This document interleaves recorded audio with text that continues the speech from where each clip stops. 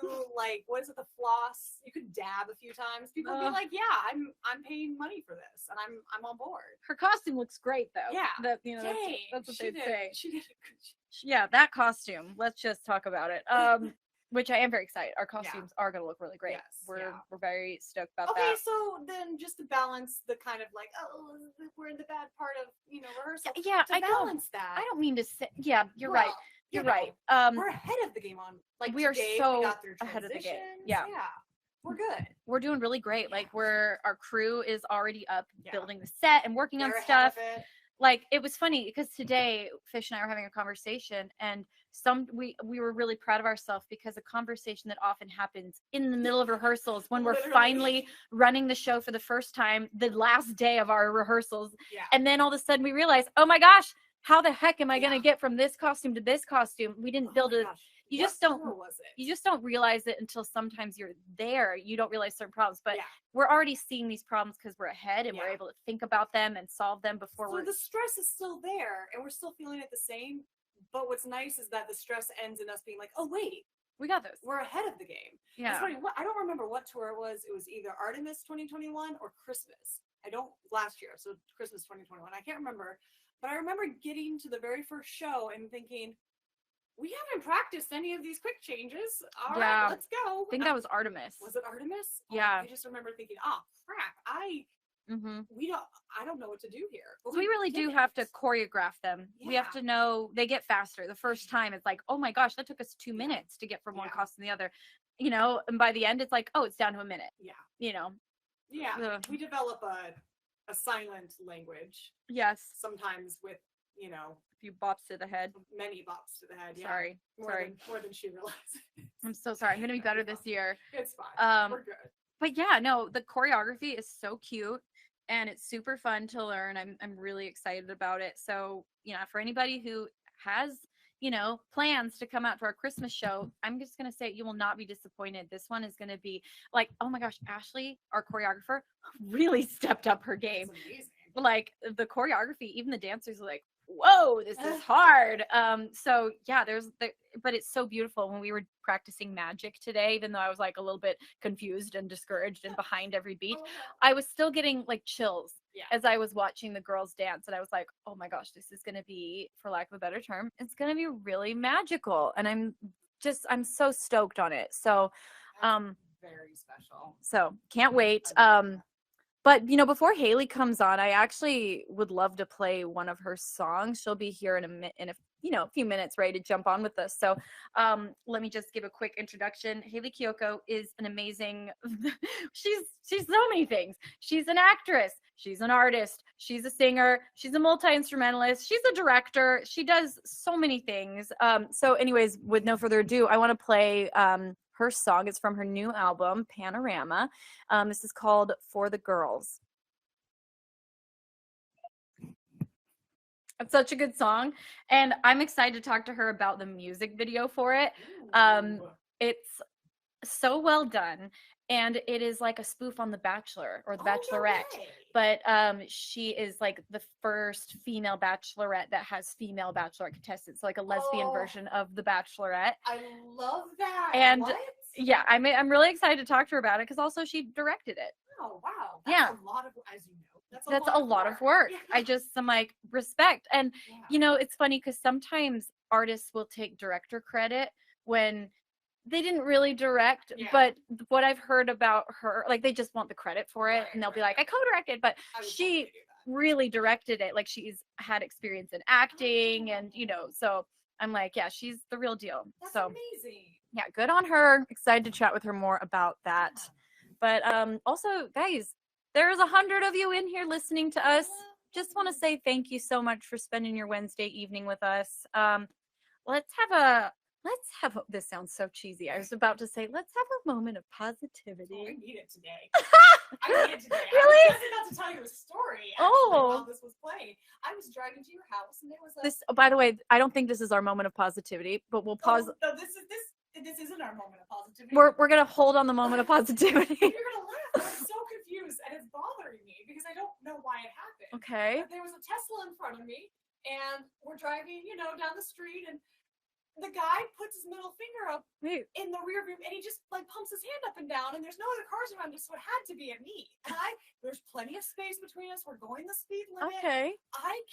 It's been bothering me all day. Oh, wow. So here's a note. Everybody, just remember the things you do to strangers. It's been bothering They me leave all an day. impact. I think that was the moment where my day started to. Let's take that moment of positivity. Okay. Yeah. Well, I don't. It's really bothering me. I'm sorry. Sometimes it's just like, you just need a good moment to turn things around. The same way that guy ruined your. I'm sorry. I'm at a loss. I don't know what to say. I kept like looking around. Like, was that at me? The fact that it's still bothering you. That was hours ago. I'm so sorry. Okay. Well, I guess just for the moment of positivity, I'm going to say I've been taking time at night to do like just a tiny little meditation, and it's been really good for me. And that's been like my moment of positivity every day. Maybe I should add that into the morning. I just started this morning. That's funny you say that. This morning was my very first morning. I woke up, I took a glass of water, and I did 5 minutes. I set a timer. Nice. My 10% Happier app. It has just a boom, like a little bell timer. Yeah. And it keeps track of, today you did this many. And I read something online where a guy posted his like review of, hey, this is what happened in my life after 1,000 hours of meditation. So, wow. Yeah. That's really cool. I did 5. Got a long way to go. You got a long way to go, but girl, just think how much more upset you would have been today after that man flipped you off. I would have driven him off the road. You would have just, careened into a house. Okay, well, our guest is here. So yeah, let's hope she wasn't listening to all of this, because she's gonna think we're a disaster. So like I said, we have an amazing guest today, Haley Kiyoko. She is a singer, an actress, a multi-instrumentalist, a director, a writer, a performer. We're gonna bring in Haley Kiyoko. I'm so excited to chat with her today. So I need to press like invite just a little sooner, because I always forget. It takes a split second. Yeah, you gotta like. We can fill the space. I gotta time it a little better. Okay, I think she's here. Hi, Haley. Hey, Lindsay. How are you? Oh my gosh, I'm so good. I've been looking forward to this. I know that like just between our two schedules, it's like it's been popping in and out of my schedule for weeks, and I've been so excited. It's such a tease. I know. I was like, today's the day. I'm finally gonna get to meet and talk with Haley. Wow. How are you? I'm doing great. I'm such a massive fan. I'm so happy to finally meet via podcast. And I did listen to the conversation prior about the strangers and the hope and all the meditation, all those things. It's great. I'm so happy to be here. Oh my gosh, that's amazing. Are you into meditation, or like, I guess we could start with our moment of positivity that we didn't quite successfully have. Like, I don't know, do you do any sort of practices to keep yourself in check or positive? My therapist has been trying to get me to meditate for like 6 years, and I would say I've dabbled into it. It definitely helps. Like I'll dabble into the meditations like waking up, but mostly going to bed. Like I like putting on a meditation where it just kind of like calms me down. It's very, very helpful. I encourage everyone. I'm just very stubborn, and so sometimes I'm just like, I can do this, but it really, really does help, and it gives you so much more energy and fuel for the day, even if you do like a 5-minute like midday thing. So I definitely support it 1,000%. Yeah, and it's like, why is it so hard to do? Because I feel like anytime I know. or anyone who says they do it, they're like, wow, it makes such a difference. And yet it is so hard to take that 5 minutes or whatever time and do it. And I'm like, why is it so hard for me? I don't know. I don't know if it's like an ego thing or what it is, but like, we think we don't have 5 minutes, but we do. And I think that feeds into like anxiety of feeling like we can't breathe and feeling like we can't catch up. But we can allow ourselves to have that. And like 5 minutes is literally 5 minutes out of the day to hopefully get through the day. And like, why are we taking that opportunity away from ourselves when it is fairly easy to stop and breathe, relax your shoulders, relax your jaws. Everyone, I'm doing it while I'm doing it. Yeah. And just like our jaws are so tight, like relaxing the shoulders, taking like a deep breath, and then continuing on. Oh, I just got like the chills like up my spine. I know. As I was speaking, I was like, gosh, my jaw is so tight. Oh my gosh. Oh, you know, I wonder if, I think in my mind I have categorized like the process of sitting and breathing almost like it's not the most efficient use of like time. Like the to-do list, that's not the most efficient thing. And so I need to just like reprogram my category of meditation of like, no, this is your primer. This is like so important. Like, and you know, maybe then it will make it more in my priorities if it's, I don't know. Yeah, I guess it's similar to us like when we're writing music, right? Like when something's not clicking or it's frustrating, you don't keep doing it. Like you take a break, you walk outside, you like take a beat, and then you go back to it, and then you're like, oh wait, I actually could do this. And like those pauses are actually very productive. And it took me a long time, because I'm a perfectionist and I love to work, it took me a long time to realize, oh, rest is just as positive and productive as being, running around. Yeah. You know, I was literally having a conversation in a writing session yesterday with this producer, and he was saying, did you know that if like the power of like resting your mind, like even just like closing your eyes and maybe even taking a little tiny power nap, he says that he was telling me, I guess, that your mind works 20 times as fast on the previous problem you were thinking about when you sleep. Wow.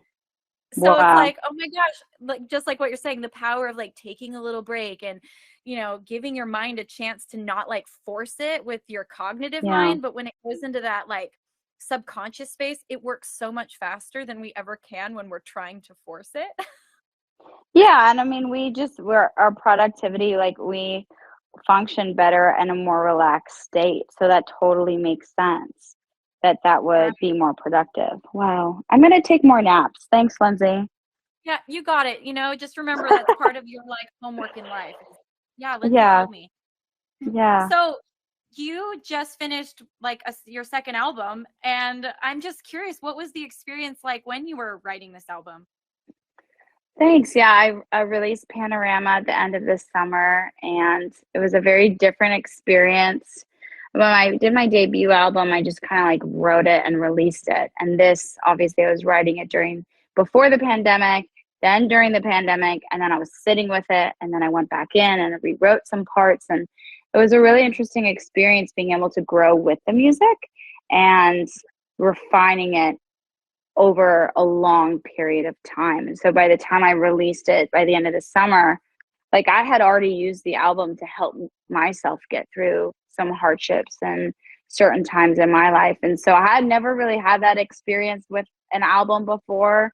And it's a really special one to me. And congratulations on your new album and your tour coming up too. I saw that. It's so exciting to finally get to hit the road. Oh, isn't it just the best when you've like been writing this music, you've been holding it in, and it takes so much longer than most people ever realize. Like you said, you started your album pre-pandemic, and then it went through so many iterations. So like, yeah, it's so special when you finally get to like share it. And we have almost like twin album babies.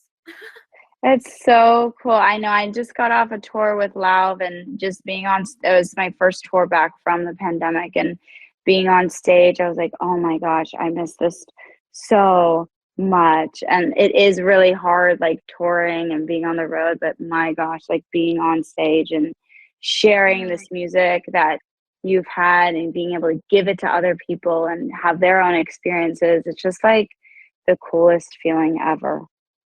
100%. And how was that for you, being back in front of audiences again? And because I'm sure you probably didn't go, that was your first tour back, you said. So yeah, how was that experience, and how did you prepare for that tour after having such a break? I had a lot of health issues my first album cycle. And so during the tour cycle, I was like really struggling, just like showing up for myself. And so now that I'm in a better place, like mentally and physically with my health, I was just so excited to get to be present and like enjoy the every day, just like to just be present, because the last tour, it was like I was just trying to just show up and like get on the stage. And this tour, I was able to like really just appreciate and like enjoy a coffee shop or a matcha and like just enjoy the ride and the journey. And I guess that's a part of what the album is all about as well. As there's a lyric, wait, have you seen the view? And that's kind of where I'm at in my life, where I'm like, man, we work so hard. It's so hard to release music. It's so hard to tour. It's so hard to get all these things done. It's like, I want to just remember this and appreciate it and enjoy it. And so that's kind of how I prepped for this tour. Obviously I had to pack and get my shit together, but it was tough. You know, it's tough going from the queen size bed and then going on the bunk bed on the bus. You don't really get used to that after being at home for a couple of years. But yeah, I was like, my lower back, I was like, oh my gosh, am I gonna be okay? I know. Nothing will make you feel more like a grandma, like, or an 80-year-old woman. Yeah. Here for a few months, I tell you. Yeah, I know. Sleeping on a bunk bed, just like, it's like camping. It's like camp. Honestly, I always wanted to go to overnight camp, and I never got the opportunity to go. And so this is my camp experience, getting to go on tour. I love that you said that, because that is the best way I can describe touring to anybody when they're like, what's it like on the road? Basically summer camp on wheels. Like, sleeping in bunk beds, you got your fun little team and everybody's excited about, you know, the thing. And then by the end of camp, people are kind of ready to go home. Like, it's literally, I mean, I love touring, but that's the best way I could describe it. It totally is. And I love so much. I want to go back to what you said earlier about just taking the opportunity, like, to intentionally enjoy yourself, like finding a coffee shop and, like, you know, making little memories along the way, because I feel like so often just in life in general, all of us get into these ruts where it's like, no, my goal is to put on an awesome show today, and I got to prep and I got to be ready and I got to do it. And you know, we like put our head down, or whether it's like in college when you're like, no, I got to get ready for my final, I got to study, I got to do it. But how many times do we get so caught? I mean, it goes back to what we were talking about earlier with meditation. Like, when you don't stop to allow yourself to enjoy life, it's like, what's the point of it all? And having moments of breaks and little moments to enjoy the experience and make sure that it really happened are what give you the chance to actually be better at what you do. Yeah, 1,000%. But you know, it's hard. It's easier said than done. You know, it's like, in life, sometimes you just don't feel ready. So you're just like trying to just like catch up and like just show up every day. But it's really nice to just be able to take a moment and be like, hey, we're back on the road, and like this is something I've dreamt of my whole life. And so I'm gonna really enjoy the show tonight, you know? Yes. No, I love that. And you're, like you said, it's so much easier said than done. And I'm curious, do you get stage fright at all? Or is that something, like, you've actually been performing since you were like, I don't know, I think it's 6 is what I read. So like, you've been in front of the camera and in commercials. So like, do you get stage fright, or just what has your experience as a performer been like from then till now? Thanks for asking. It's, you know, I was always the kid, like, choreographing dances with my friends and like wanting to be in the talent show, but I definitely get nervous. I think like when I'm on the road doing my shows and stuff like that, I just get excited. But I realized like the 2 times I got like deep nerves where I was like, oh my gosh, can I breathe? Am I okay? was the 2 shows I had family and friends in the audience, which I thought was interesting. So I did a show in New York and my girlfriend was there, and I had some friends in the audience, and I was like breathing heavily, and I was like, why do I have butterflies in my stomach? I was like, why do I have this pit in my stomach? And I felt really nervous. And then I had that other feeling in LA when I was also performing for my friends. So I think that it happens and comes in waves. And there's obviously been, I'm sure you you get nervous too in certain instances, and then in certain instances it kind of like fuels you and you're like, okay, let's do this. Right. Yeah. I'm assuming so. Do you get nervous every single time, or like what? I don't know what your experience is. Sorry to assume. No, I mean, no, that's a very accurate assumption. I definitely get really nervous, and sometimes more times than others. And a lot of times it just depends on how, I guess, good of a mental state I am of channeling the energy. I believe it was Derek Huff told me one time, he's like, excitement and fear and nervousness, like all those emotions, they are the exact same feeling, the exact same amount of energy. They're just channeled in a different way. And you get to decide, as you feel those feelings, because the reason you get nervous is because you care a lot about something, you're excited for it, and so you're nervous for it. Like, and he was like, you need to learn to channel it. And she was like, I'm not going to feel this as fear tonight. I'm going to remind myself that this is because I'm excited. And I don't know, that helped me a lot to like change the narrative before I walk on stage of like, I am a little bit afraid, but I'm more excited. I feel like I do the same thing. Like, I think we're always nervous because we care about our art, we care about what we're doing, but channeling it into a more excitement feeling kind of like helps the fear element for sure. Absolutely. When you were making the album, you spoke about how you were dealing with physical and mental health issues, and that, you experienced a lot of growth through the time of working on, Panorama. And so can you tell us more about this? Yeah, I had a concussion in 2015, or not 2015, 2016.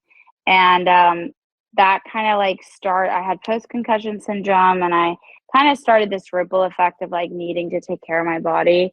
And then for those that are listening who've dealt with health problems, doctors give you different medicines, and then those medicines give you side effects, and then they give you more medicine for those side effects. And then all of a sudden you've got a Ziploc bag full of medicine, and you're like, what is actually my problem? And so I was kind of stuck in this cycle, and I actually learned to really take care of myself when I started reading about like anti-inflammatory lifestyles and like healing yourself through food. And I was kind of at a breaking point where I couldn't afford these doctors, I couldn't afford this, and I didn't want to like feel like an experiment all the time. I felt like I was always some people were just experimenting on me, which a lot of the times it's true.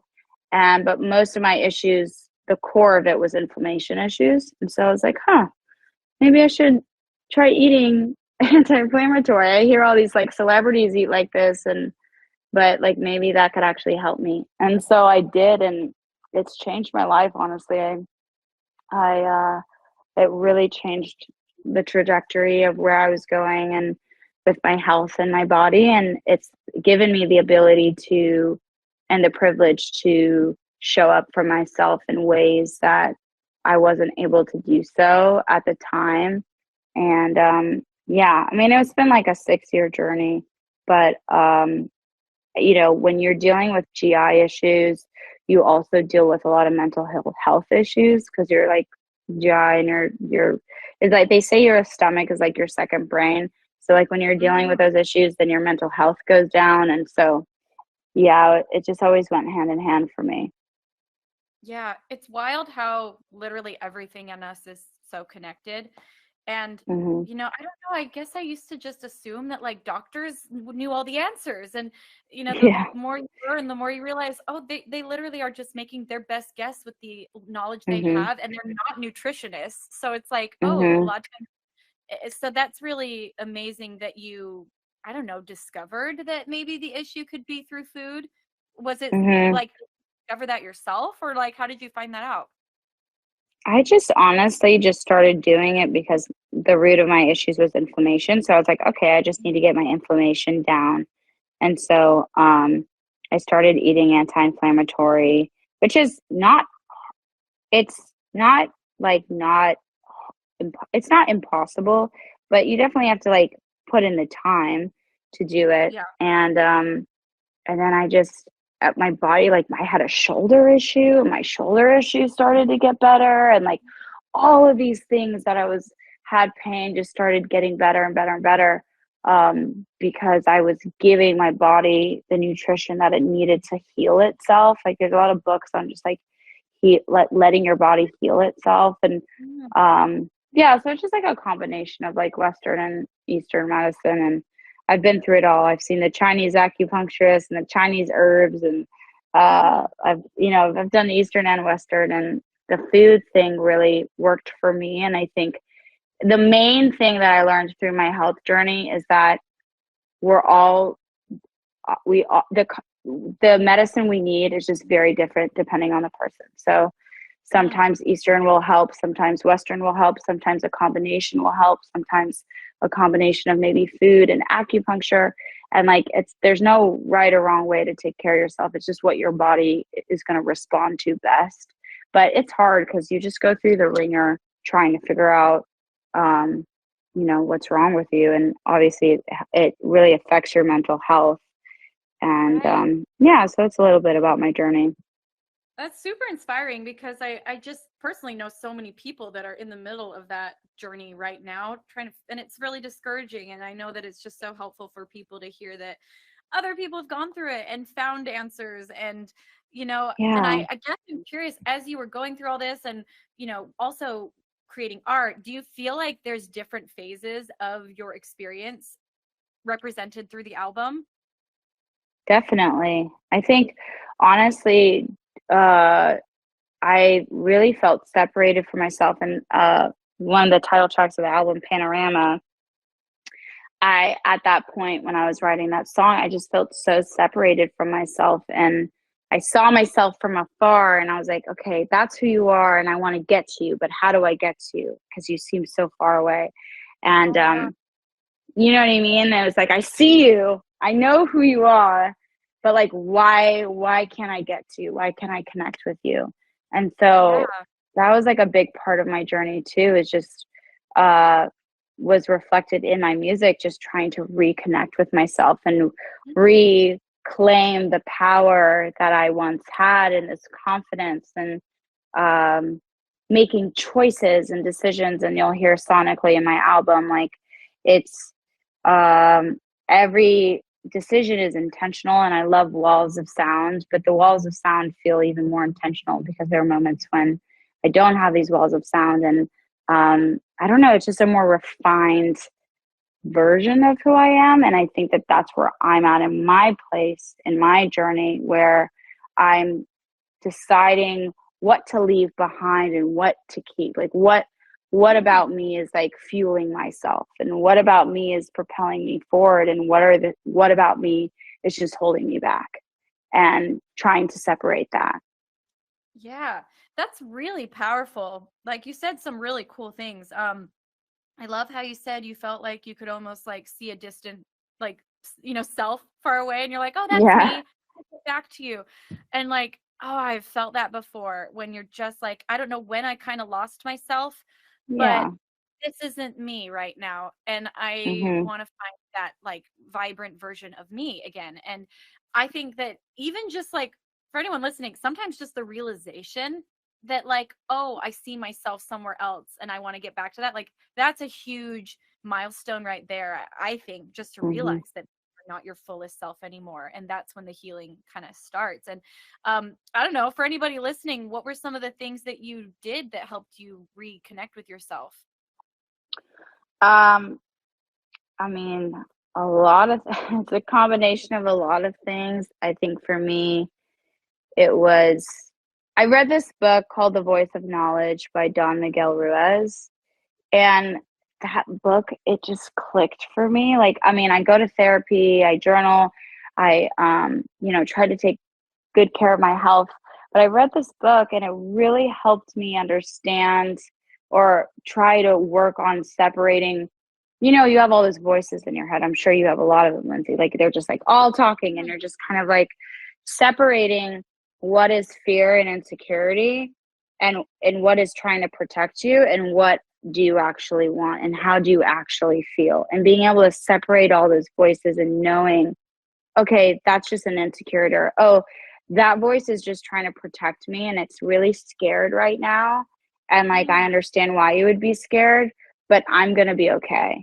And like reassuring myself, and with like just knowing that I can comfort myself. And like when I get scared and have anxiety, or I'm like, oh my gosh, I can't handle this, knowing that that's just coming from past trauma or experiences, and knowing that me as a person, that I can navigate this, because I've been through hell and back and I'm still here. So I can get through this. And so just kind of separating those voices. I have a lot of voices in my head. Like I have a song called Demons. Like, please forgive me. I've got demons in my head. Like I feel like sometimes my mental like state is trying to like attack me sometimes. And that obviously affects my mental health. And so reading this book really helped me separate what are the voices I want to listen to right now, and what voices are helping me in this situation, and what voices are hurting or negatively impacting me. What was the name of the book again? I'm like, I need to read this book. It's called The Voice of Knowledge by Don Miguel Ruiz, and I highly recommend it for anyone who has a lot of voices in their head, honestly. Gosh, so many. I've wondered before. I'm like, do I have multiple personalities? Because there's like so many different sides to each of us. And you know, years ago when I really was struggling with my mental health and I was pretty like lost in anorexia, the thing that helped me heal, I would say more than anything, was learning to separate myself from the voice of anorexia, exactly like you're describing. And it was the one thing that sparked the change that allowed me to heal.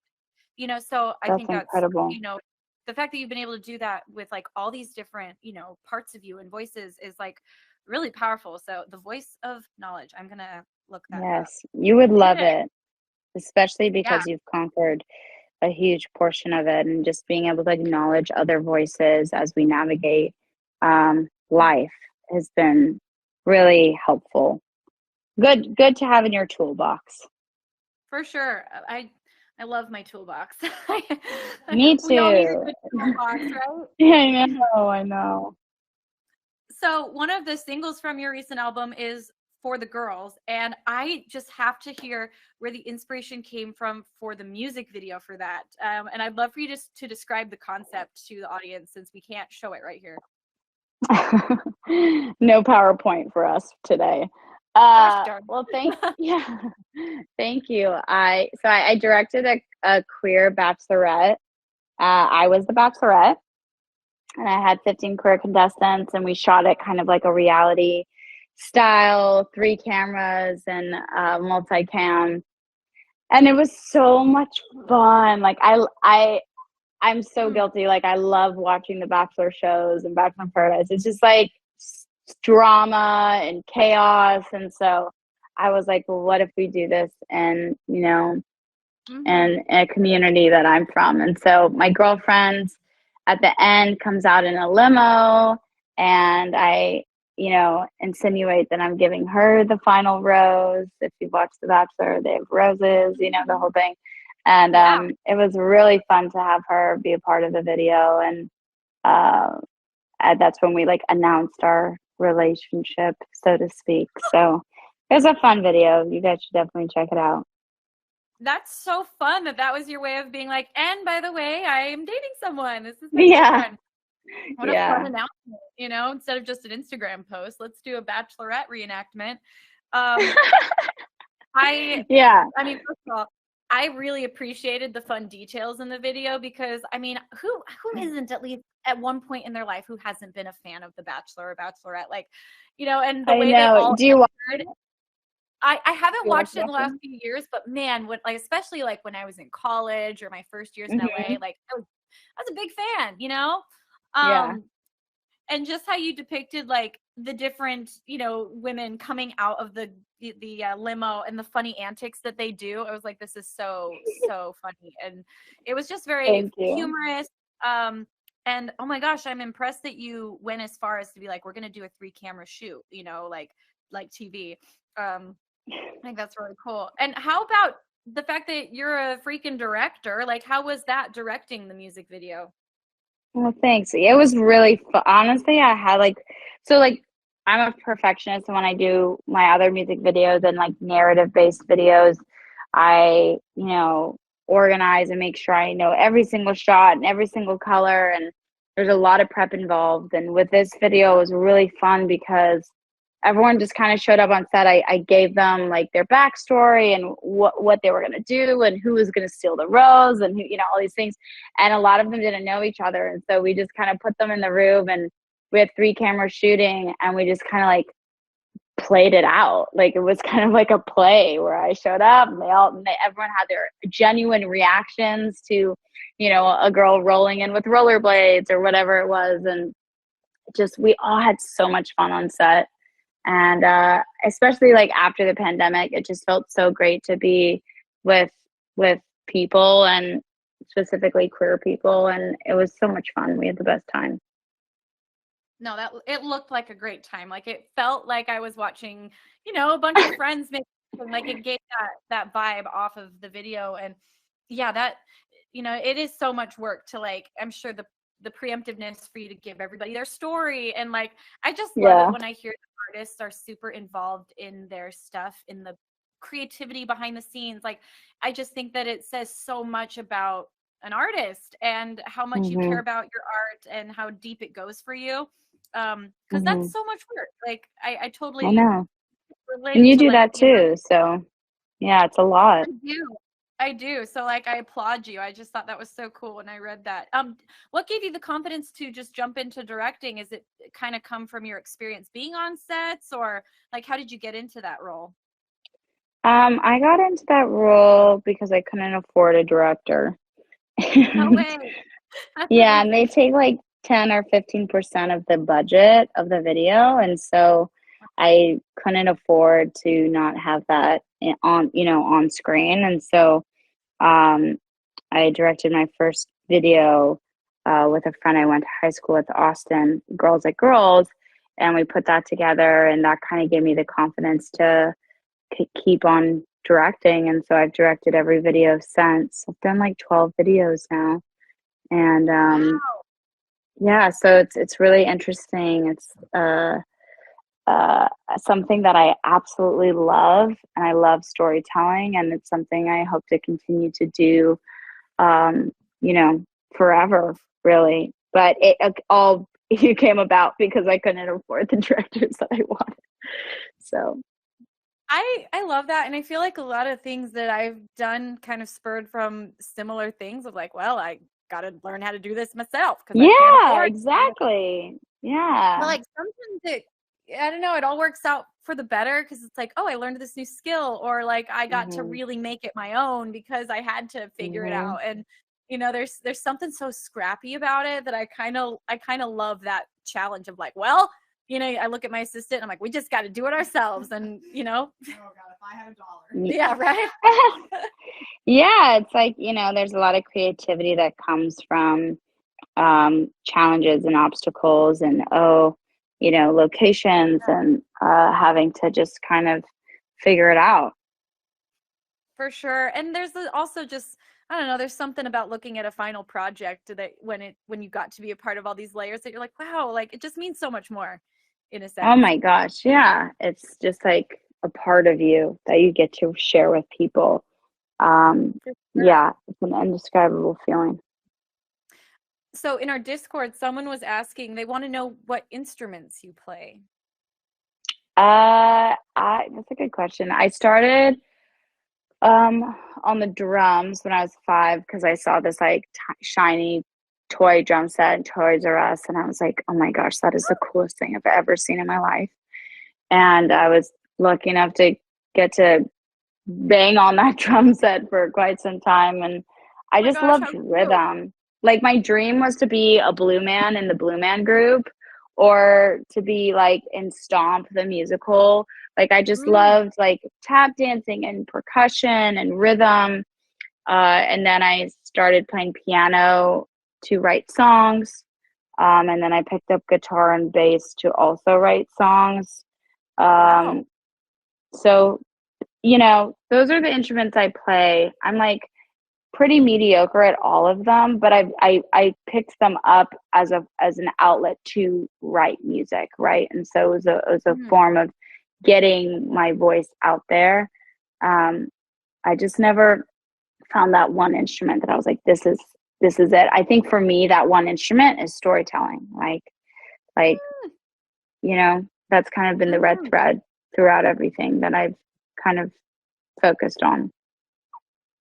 Oh, that's awesome. I love that. And I can tell that from your music videos that you're a storyteller. It comes across. Thank you. And so, I was going to ask, do you still tap dance? You mentioned tap dancing. Do you dance now? Oh, I still dance. Yeah. I still dance on the road. I still do like hip hop dance in my music videos and on tour and stuff. I don't tap dance anymore, but I'm really hoping for a moment in my career or my life where I'm able to have my stomp moment, like tap dance and like drum on trash cans, like do the whole thing, paint myself blue, so maybe one day. Just combine all of your childhood dreams into one moment where you're stomping, tap dancing, and you're bright blue. I'm here for it, and I really hope that you have that moment. A one-man show. Just like, you're like, watch how much I can do. Doing it all. I love it. I think tap dancing is so cool. Like like you said, I love. Do you tap dance? I don't tap dance at all. But I just think it's so cool when I see people doing it. Like none of my dancers tap dance either, so we can't ever put it in our show. But I tried one year and they all looked at me like, we don't tap dance. Like, no, this isn't gonna happen. I was like, oh right, that's a very specific skill. Okay, never mind. Oh my gosh, that's so funny. Well, one day I'll come out and tap dance with y'all. Yes. Oh my gosh, that would be amazing. Yeah, that should be my next task. Is like, try to learn tap dance, playing the violin. Because you need more tasks because you're not doing enough. Right. Sometimes I wonder if, like, you were saying that you're like, oh, I don't really play any of them well. I wonder sometimes if I've taken on way too many skills that I'm like, well, I don't do any of, like, if you took them isolated by themselves, none of them are that great anymore. They've been divided. It's fun to express yourself though in different ways, Are you excited to go on tour again? I'm so excited. We just literally 3 days ago started our tour rehearsals, and so it's like all becoming very real, and it's fun to start to see all those all those planning pieces that have been in my brain and kind of been worked on for months. It's fun to start to see them realized, and I get to so excitedly explain to my dancers, and then this happens. Because it's all just been in my head for months, and I finally get to at least share it with them, and it'll feel so great to then get to share it with audiences, that magic of watching people experience it for the first time. There's nothing like that. I'm so excited for you. I'm so excited. That's amazing. Oh, thank you. I guess I'm curious, what do you feel like you gravitate to the most? Because you do so many different things. You are, you're an actress, and you've been acting since you were tiny. You do live performing, you write music. Is there one of these mediums that kind of calls to you the most, or you just kind of like bouncing between all of them? I would say I love writing music. I just like performing. I like being on stage and expressing myself. So I would say that, and storytelling, in whatever capacity that is. I think I've always just craved, I think, for comfort for me, growing up being a lesbian, I just always needed comfort, and I felt other and different, and I would find comfort through fantasy and movies and all these things. And so I think I'm always craving to tell stories and finding ways of giving comfort to people, because I'm always needing comfort for myself, if that makes sense. Well, it totally makes sense. Do you love to kind of share themes through the stories? Is there a reoccurring theme that seems to come up a lot in your stories? I think I feel like the word nostalgia is a good red thread. I feel like I'm always kind of processing the past and trying to move forward from the past. So I feel like nostalgia is my vibe. I love things that you can watch with music, my music videos and stuff. I love that there's no time on it. Like you just watch it and you're like, wow, that's really cool. And like it, you know what I mean? It doesn't look old, doesn't look new. It's just like there, you know? Yeah. It wasn't a specific place. Yeah, totally. I like that. Yeah. So when you first jumped into music, I mean, I think this was your first like big jump into music. You were in an all-girls singing group called, what was it, Stunners? And so I'm curious, like, what was that like? And did your time in Stunners prepare you for your solo career? I think in ways it definitely prepared me. It was a really interesting experience to learn what not to do. And those are important, though. I really think those are really important. Yeah. So it was like I got the experience of being on stage and kind of like seeing what that was like, and I got to see the ins and outs of what the industry can be like, and what I want to do and what I don't want to do. And I think that that was a valuable lesson for me after finishing that experience and being able to pursue my solo career and trying to decide like what was important to me and the people I wanted to surround myself with was all very valuable lessons from that experience. Yeah. And how much later was that after that group that you released like your first project? Oh gosh, I would have to do the math. I feel like other people would know better than me. I think I was 19. No, I don't know. I think I was in the Sinners for at least a couple of years. I think I was 19. I don't know. Oh, well, that's okay. Oh, we lost her for a second. The dreaded red circle. I know. Sometimes we get this red circle on the app. So I'm sorry we can't hear you at the moment, Haley, because the red circle's there. Say it like it's the red circle that's like. As if the red circle did it. The red circle got her. Yeah. Yep. No, she's gonna come back. Gosh dang it. I do think it's funny though, like when someone asks me something and you're like, oh gosh, like somebody else would know better than me, my own story. Like the amount of times that I'll see fans post like, congratulations, it's the, 10-year anniversary of Lindsey's first album. And they'll, and I'll quickly repost. Yeah. Oh, it's the 10-year anniversary of my first album, everyone. But it was really like a fan that let me know that. That's really funny. Which is, sorry, we're re-inviting Haley back into our conversation. But I do think it's funny how sometimes fans are so much more like with their finger on the pulse than I am about my own life. So I'm like, I get it. I relate to that. Hi, Haley. I lost sorry, you. I was literally talking to myself, looking at my this, and then it was like dead silence. And I was like, did I say something messed up? Like, what happened? Oh my gosh. I've definitely talked to myself for a while on like phone calls when you drop the call. You're just like, oh, it's so embarrassing. Yeah. You're like, how long have I been doing this? Like, I don't know when I lost you. I just was talking and talking. Sorry about that. You were just saying you weren't quite sure how long it had been since, before you released your first album. Right. And then I was going to say, a couple years after the Stunners, I found a manager, and then I worked with a producer, and he lived with my parents and I for like a month, and we made this like makeshift studio in the garage. And I was saying, do you remember those iHomes, like where you would put your iPod on it and had like the two speakers on the side and be by your like bedside or something? So we mixed the whole album on that iHome because we didn't have budget to get like a mixer or a masterer. So we just mixed the whole thing on the iHome.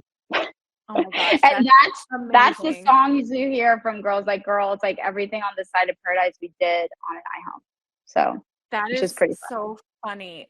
But sometimes like the iPhone test or the iHome test is like an important test to do because you're like, this is what most people are hearing the song on. Like most people are listening to it on their little phone.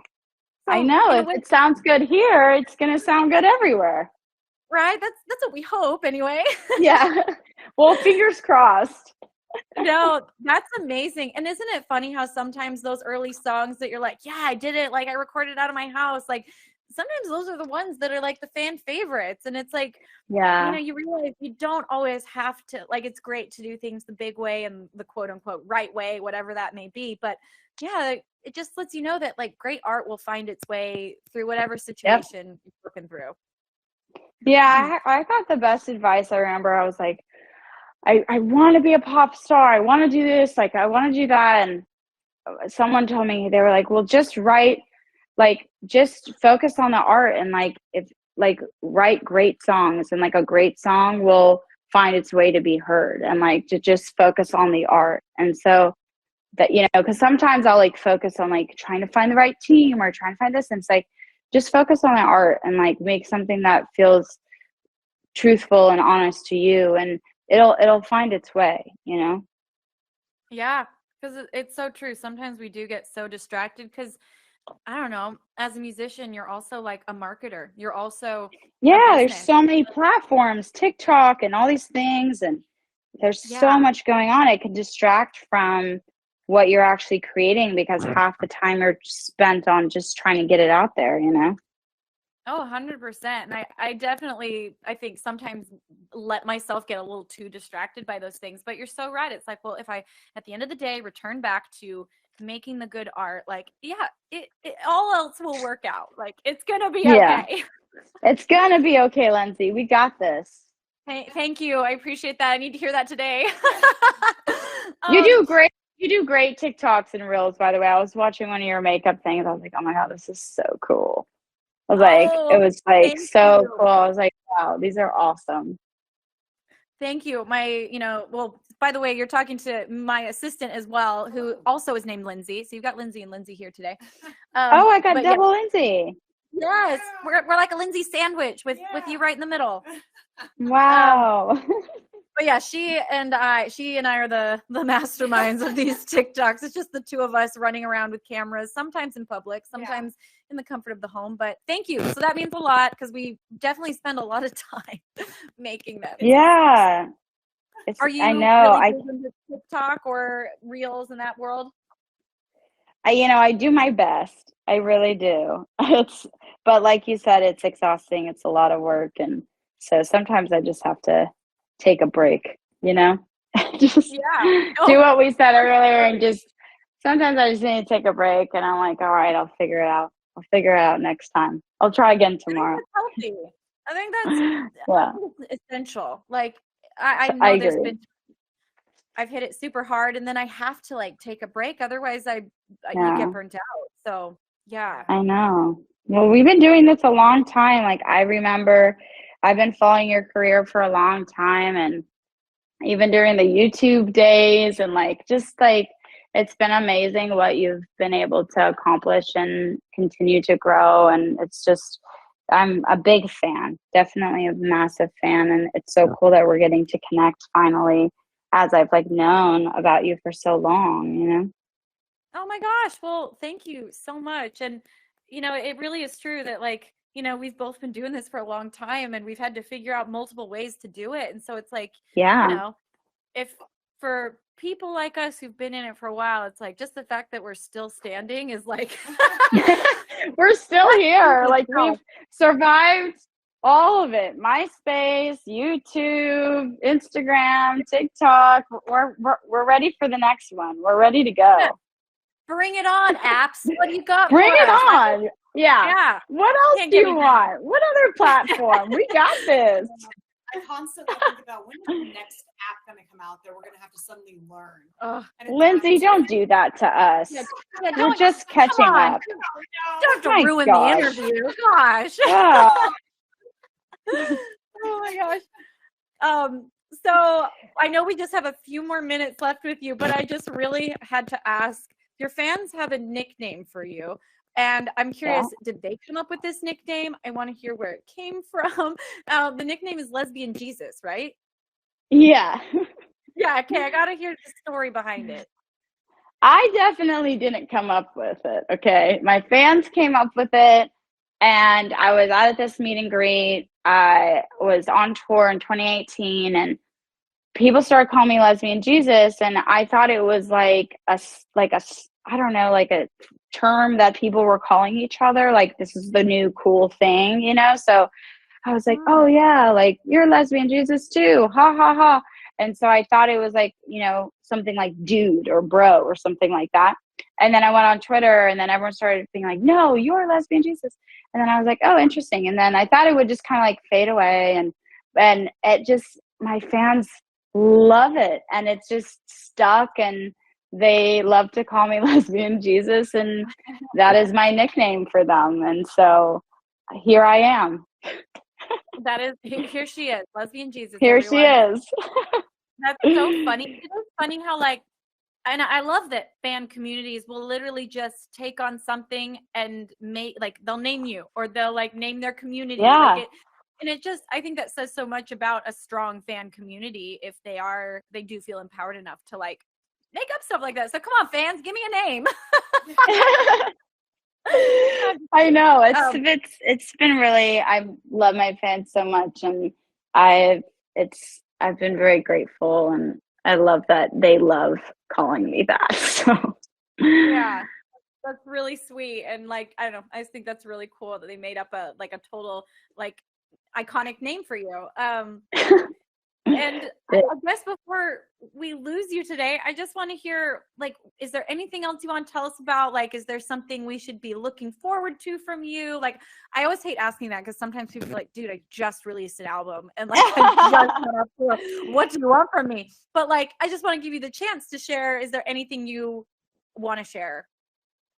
Oh, thanks. Well, I did just announce a novel that I wrote and am releasing in May 2023, and it's Girls Like Girls, which is very exciting for me. And so that is out for pre-order right now and drops, you know, next summer. And it's been something that I've been working on, and something that means a lot to me, obviously directing the music video for Girls Like Girls in 2015 and getting to expand their love story in a YA romance novel. It's been like the coolest thing ever. And so I'm excited for people to read it. So that's it's a what romance I'm novel? excited about. Yeah. Oof. Okay, I just got into romance novels. My sister, I'm spicy. Oh, you did? And they're so fun. I was like, oh my gosh, why have I never gotten into this before? I'm like such a fan of rom-coms, and you know, like, I don't know. I just was like, why did I never do this before? But they're so fun, and it's just a different experience when you're getting to read it and be inside the characters' minds and stuff. Like, how long have you been working on this book? I've been working on it for a little while, and Wednesday Books is my publishers with Macmillan, and it's been such an incredible journey. And if I could do it like 4,000 times, I would, honestly. It's been so much fun, and I can't wait for people to learn more about this world that I've been building for a very long time. So yeah, make sure to check out the pre-order. It's you know, it's all over. It's at Barnes and Noble and Amazon and all those things. So all the places. I know when people are like, well, where can we find it? You're like, Google it. It's everywhere. Like, yeah, come on. It's everywhere. It's everywhere. Come on. Well, it was so great to get to talk to you. And like, I will have to go on a hike. We'll have to do something. Wait, are you in LA? Yeah, I am in LA. Yes. When I get back from Chile, let's go on a hike. Yes, I know. I would love to see a show too. Thank you so much for having me, and congrats on absolutely everything. You're amazing. It was nice to meet the other Lindsey, and thanks for having me on this. It's been long overdue, but I would love to keep in touch. So awesome. Yeah. Well, we definitely will. And, you know, we do have an LA show, so we'll reach out to your peoples. And if you're in town. Oh, yeah, I would love to come. I would love to see the show. Good luck with all your rehearsals and everything. Oh. And thanks, everyone, for hanging out with us. This has been great. Awesome. We'll have a good rest of your night. And I'm going to just say it. Good luck with the book. I can't wait to read it. Thanks, Lindsey. Thank you. All right. I'll talk to you guys later. Bye. Thank you. Oh, she was so fun. Yeah. Wow. Well, I guess I'm gonna get into romance novels. Yeah, is this gonna read be your it. intro? That will be my intro to romance. You've never. novels. I say it as if I've been reading them for years. I've read like 3 at this point, but they're really fun. Yeah, they're fun. I think the last romance novel I read, it was like some high fantasy romance novel. Oh. It got weird, so I think I need a reintroduction. Okay, let's back up. Let's it got weird. I would ask more, but actually I don't want to. I feel like it tracks though, you know? It does. Yeah. Okay, so imagine the ones I like to read are more like imagine a rom-com. Okay, that tracks too. Yeah, I don't go for the super, like, there's a little bit of spice in there. We're very different people. Okay, so maybe you wouldn't like the ones I read. Mine are like PG-13. Yeah. I'm just going to leave it. By the way. Anyway, yeah, I noticed you have a dog. I have a dog in my shirt. Yeah, she's been doing this all day. And it's not cold in here. It's not cold in here anymore. No. We fixed the problem, Luna. Anyways, I want to play another one of Hayley's songs. So this is Deep in the Woods from her new album, Panorama.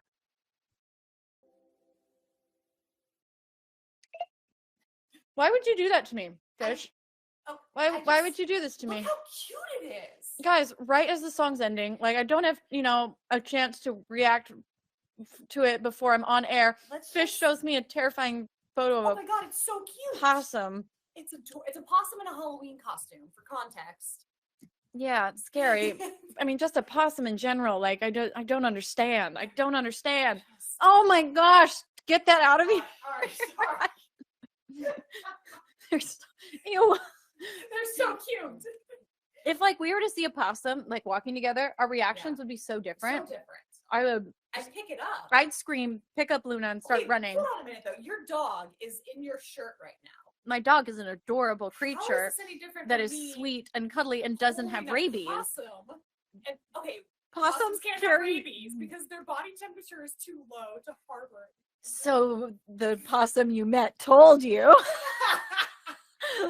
But perhaps someday I'm gonna own like a possum rescue. Okay, I have no doubt. By that time we'll like be old and senile, and maybe I will have forgotten that I don't like possums. Yeah. Maybe it'll be okay by then. Be like, look at that cute dog. And like, I'm so glad you rescue animals and dogs and cats. Did you develop like a southern accent in your I'm definitely gonna live in the South. And I'm going to assimilate and become one of the people. Mark says that as he gets older, he becomes more and more of a prospector. Like a little tiny prospector. Oh, 1,000% about Mark. I see that. Zane, I see what you're posting. It's just so cute. Terrifying. It's just so cute. Do you guys ever see The Princess Bride? Oh, of course. Yeah. Rodents of unusual sizes. They are totally just large possums. Okay, all right. I'm gonna just back out of the room now. I'm gonna bury my head. Okay, you know what? I did a show with Zach Sang the other day, which was really fun, and it was just hilarious because I kept reminding him that we were, we're coworkers now. Yeah, you guys are. It's like see each other at the office. This is our version of the water cooler talk, which is hilarious because Zach Sang is an incredibly accomplished interviewer and is literally a master. He's such a good host of a show. And so it was really funny for me to assume that my hour and a half a week he's on the air like 3 hours a day. Well, it's funny because the first thing I asked you was, what's his setup like? And it puts ours to shame. He's definitely not sitting on his living room floor rearranging the furniture to make it so that Neither are we. Oh yeah, that wasn't me describing our setup. No, not at all. Yeah, no, they got a profesh setup. But it's fine. We could if we wanted to, is the thing. And I mean that seriously. We could if we wanted to. Yeah, no, this is true. But we're Fish and I are both very much like, hey, it works. Yeah. And that's so true. It works. So let's not. My toaster downstairs, I literally have to take a paper clip to turn the knob now to start it. Like my toaster doesn't work without this like setup to paperclip it, turn the knob because the knob broke off. Well, I think the funniest part about that is that we bought you a new toaster and it got lost in the mail. So it's like we tried and the universe was like, no, you know, but also I'm like, it's been like this for a while. And it still works. It works. You got a refund, so There we go. I just love, guys, my favorite snack right now is sourdough toast. Yeah. Oh my gosh, sourdough toast. I ate 2, and sourdough toast is like, oh God. So speaking of things that don't work, my TV does that at least once a day. It just starts. It just did the Netflix sound. I wonder if they heard that. Yeah, did you guys hear it? You okay? Yeah. Did you teaspoon? Oh, a little bit. Uh-oh. Like a pinch, A pinch. I don't know why that makes me laugh even harder. Okay, well, I mean, yeah, no, we are very, if it's not broke, don't fix it. Yeah. My road case has a hole in it from falling off a truck. Yeah. I mean, I think all of our costume ward cases have something wrong with them. But they work. And I'll bitch about it, but they work. Yeah, it gets the job done. I'm very like that. Oh, but yeah, anyways, Zach sang. Lovely. Also, never mind, I'm not gonna say that. Oh. Never mind. Agree. Okay. I just thought to myself, maybe I shouldn't say that. Oh, I'm assuming. Which my filter is really loose. I say so many things I shouldn't say. So if I know I shouldn't say it, then I definitely shouldn't say it. Okay. On that note, let's play one more song from Hayley. I feel like this really the song that put her like big time on the map. This is her song Girls Like Girls from her first album. It's a great one. I think it was also the first time she directed a music video. So here we go.